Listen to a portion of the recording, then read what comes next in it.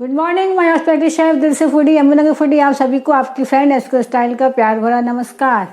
आज मंडे है और मंडे की शुरुआत आपकी फ्रेंड एसके स्टाइल बहुत ही प्यारी सी स्टोरी के साथ करती है। तो उम्मीद है कि हमेशा की तरह ये स्टोरी भी आपको कुछ न कुछ सिखाएगी। तो कहते हैं कि ईश्वर पर भरोसा इतना होना चाहिए कि अगर तकलीफ़ हमको है तो चिंता में परमात्मा होना चाहिए। हमारा विश्वास ऊपर वाले के ऊपर इतना होना चाहिए। तो ये सोच के साथ हम शुरू करते हैं आज की प्यारी सी कहानी। ये जो कहानी है एक गरीब परिवार की कहानी है और बहुत ही छोटा परिवार था, पति पत्नी और एक छोटी सी बच्ची।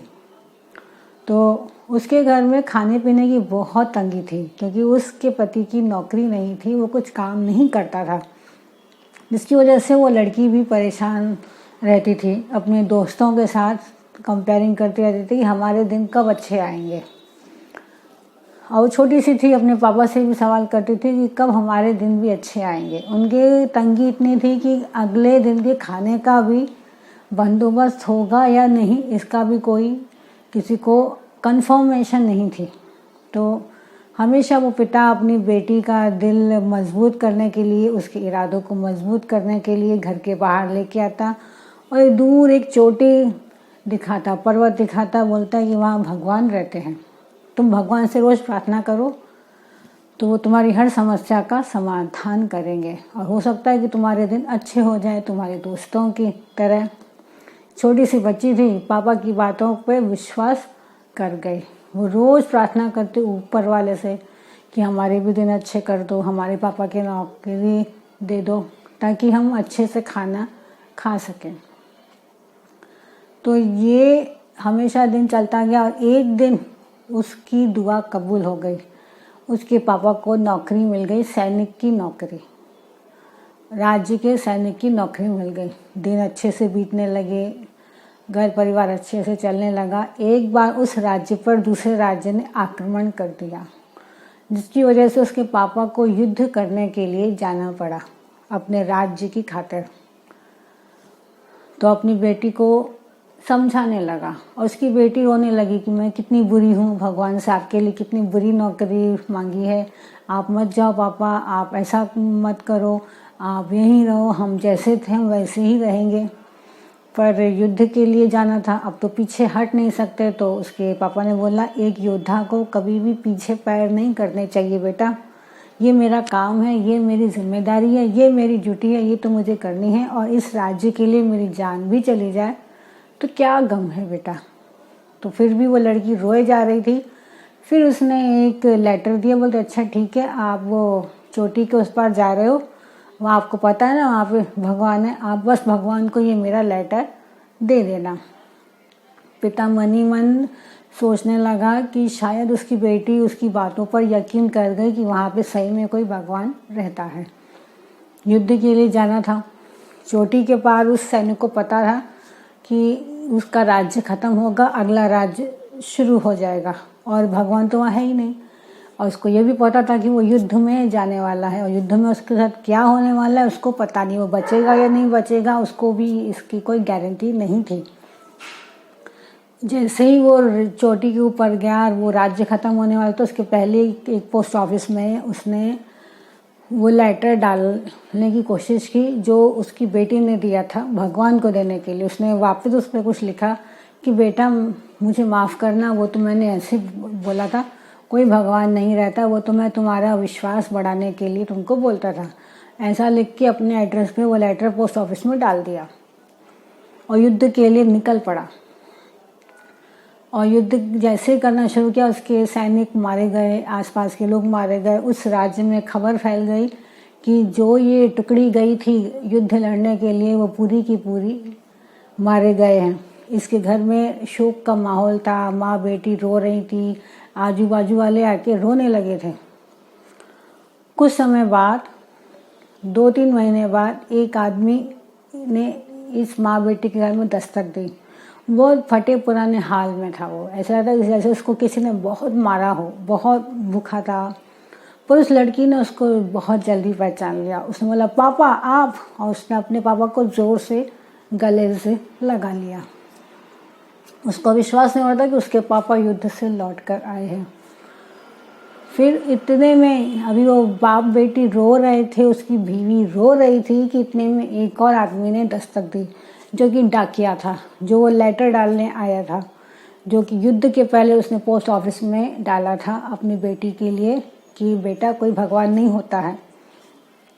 डाकिये ने जाते साथ बोला कि मुझे माफ़ करना, पहाड़ी पर युद्ध था जिसकी वजह से लेटरों का आना जाना बंद था। लेटर उसके हाथ में दिए और वो वहाँ से निकल पड़ा। और वो आदमी इसलिए बचा था क्योंकि वो उसको जो दुश्मनों की सेना थी उसको ज़िंदा लेके गई थी, वहाँ उसको मारती थी, पीटती थी, उसके सारे राज खुलवाने के लिए, लेकिन वो जैसे तैसे अपनी जान बचा के लौट आया। उसने अपनी बेटी को जोर से गले लगाया और बहुत हिम्मत करके उसने लेटर खोल के देखा कि आखिर उसकी बेटी ने भगवान से क्या मांगा था। तो लेटर में लिखा था उस प्यारी सी बच्ची ने कि गॉड जी, मेरे पापा बोलते हैं कि आप चोटी पे रहते हैं, ऊपर रहते हैं, और मेरे जो पापा हैं ना चोटी पर ही आ रहे हैं युद्ध करने के लिए, दूसरे राज्य के लिए।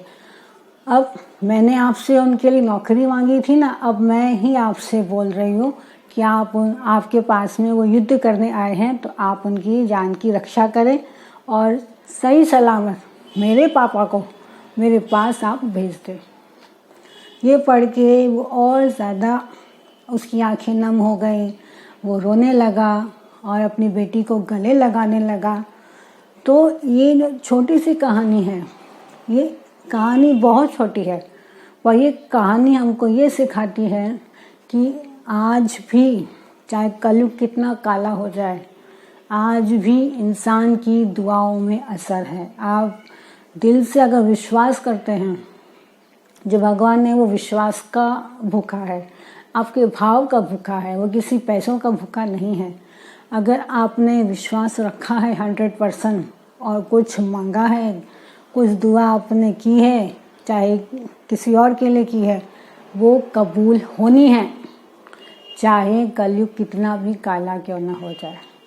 कलयुग काला हम इंसानों ने किया है, भगवान ने थोड़ी ना किया है। भगवान तो जैसे सतयुग में आता था वैसे आज वो कलयुग में भी आता है। वो तो सिर्फ बोलता है तुम मुझे अपने एक विश्वास पर बुलाओ, मैं दौड़ा चला आऊँगा।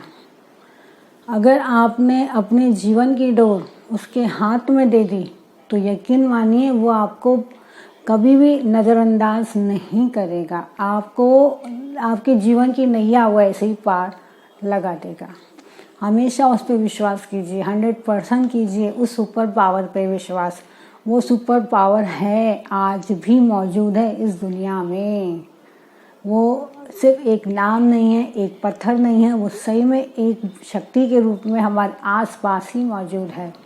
सिर्फ उस पर विश्वास कीजिए, आपका विश्वास ही वो काम करता है, बाकी कुछ भी नहीं। ओके दोस्तों, उम्मीद है कि हमेशा की तरह आपको एक कहानी पसंद आएगी। हमेशा पॉजिटिव रहें और हमारे ग्रुप में एक्टिव रहें। दिल से बड़ी बहुत ही अच्छा और बहुत ही शानदार ग्रुप है, तो हम आपसे यही गुजारिश करते हैं कि हमारे ग्रुप को और एक्टिव बनाइए।